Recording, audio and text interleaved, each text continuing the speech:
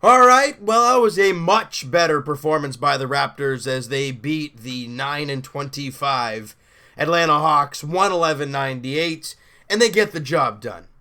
You know, coming into this game, we're like, no, you know what? We haven't played well over the last two games.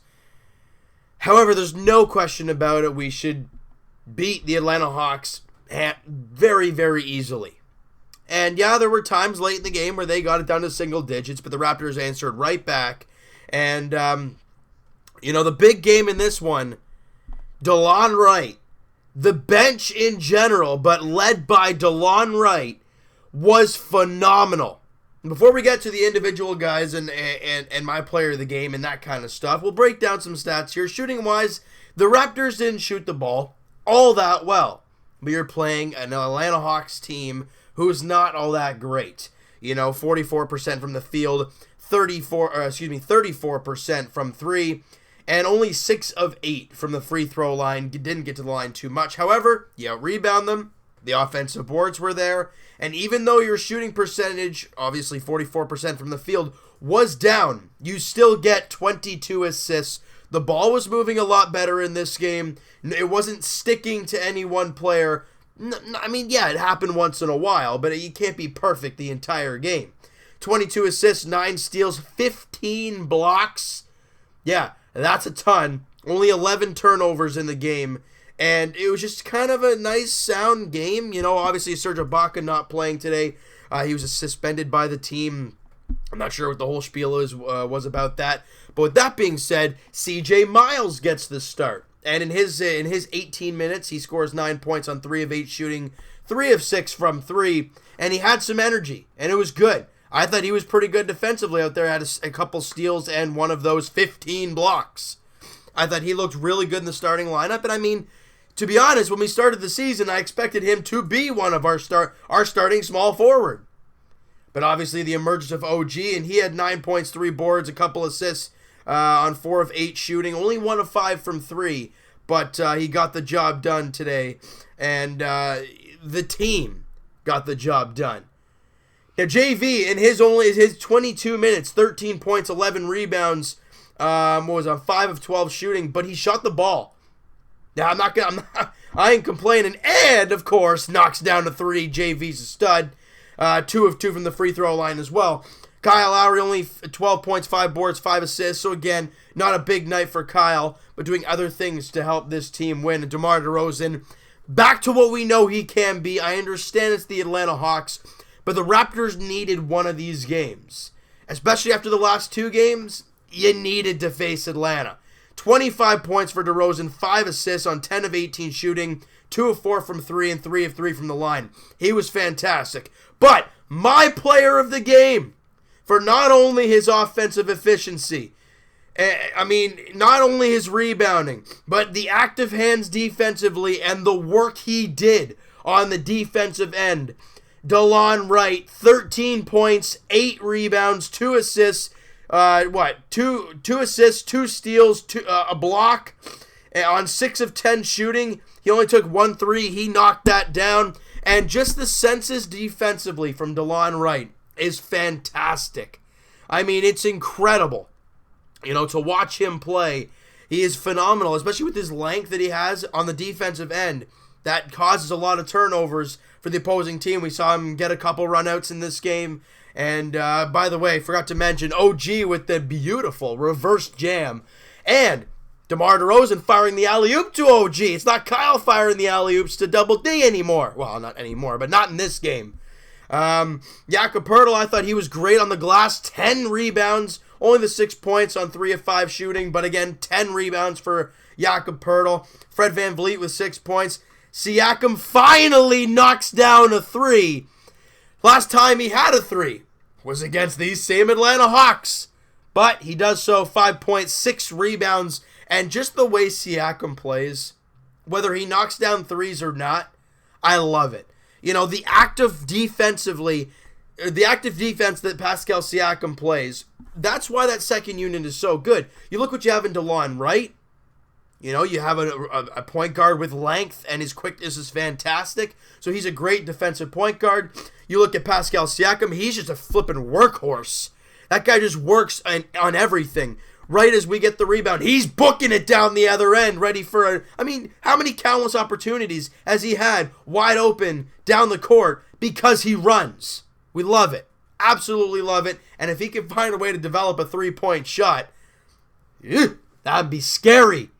But it would be beautiful. Lucas Nogueira, good to see him back in the game. Only the 7 minutes, but he had 6 points and 3 boards and a couple blocks. So good to use him out there. Good to see him back. Norman Powell, only 7 points, couple boards, 3 dimes on 3 of 11, shooting 1 of 6 from 3. Norman Powell, again, the reason he's not playing much, because everybody else is playing well. Coming into this season, before the CJ Miles deal, we all thought, okay, Norman Powell, this is his chance. DeMarre Carroll's gone. If they don't sign anybody, Norman Powell is having this and running with it. You trade Corey Joseph for CJ Miles. That fills up a spot. Then the emergence of OG. That takes up a spot. And then when Norman Powell gets a chance, he doesn't play too well. Now, I love what I saw early in the game from Norm, knocking down a 3, playing really, really hard defensively, and that's just what you got to see. When you're struggling, you got to do other things to help the team. That's what makes Kyle Lowry such an asset to this team.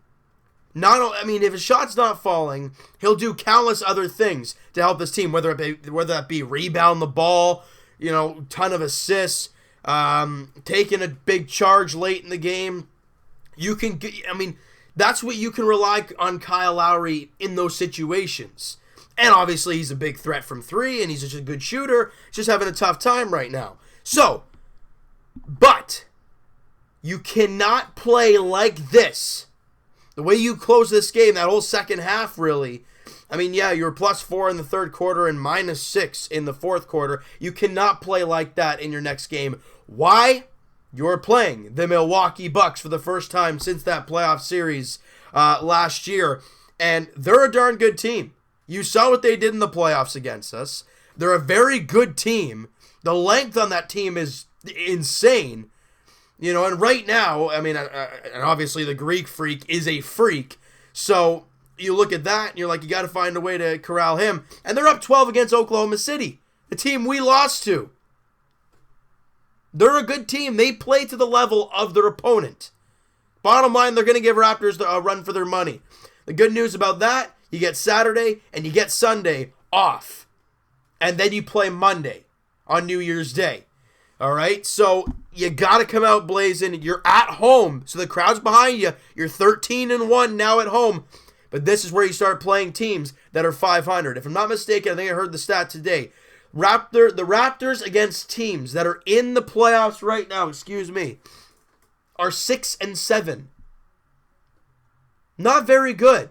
Now, it's still early, and obviously we've had an easy schedule over the last little bit, so that's going to change. You're going to be playing playoff teams. You're going to be playing the big teams. I think at one point in the near future, I think it's mid-January, you play Golden State, you play Cleveland, you play San Antonio. You play, I don't know if you play Boston in there too, but you play Milwaukee, you play, Philadelphia is the only team that is not in the playoffs. And with Joel Embiid in the lineup, that's a very good team.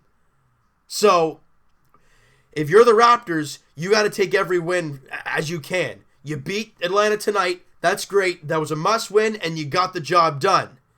Now you got to play better and beat the Milwaukee Bucks at home, 7:30 tip-off on Monday night. All right, so, hey, we go for 2 in a row. You win that game, and then you head to Chicago. But Chicago's been playing really good basketball. 8 p.m. tip-off, that's Wednesday. All right, so you know what, guys? That is going to do it for this one. If you guys enjoyed this video, and you guys enjoyed this game, because, hey, it's a win. You enjoy it. All right, hit that like button. I do appreciate that.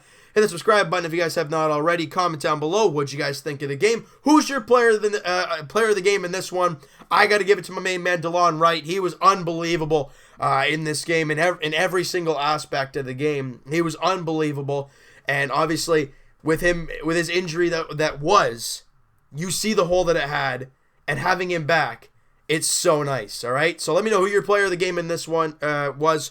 Let me know, who are you impressed with? Who are you not impressed with? What do you think should happen with Norman Powell? I want to hear what you guys have to say about that, and we'll talk to you guys shortly. Leafs edition. They're in the first intermission against the Colorado Avalanche 1-1 right there. But by the time you guys see this video, you guys might even know the result of that game.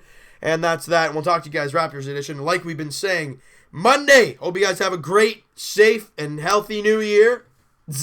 Eve. Yeah, that worked out well, didn't it? I hope you guys have a great New Year's Eve, and we'll talk to you guys. If you don't watch the late videos, we'll talk to you guys on Monday, on New Year's Day, as the Raptors look to start 2015. Was I really about to say that? 2018 with a dub against the Milwaukee Bucks. 7:30 tip-off. We'll talk to you guys then.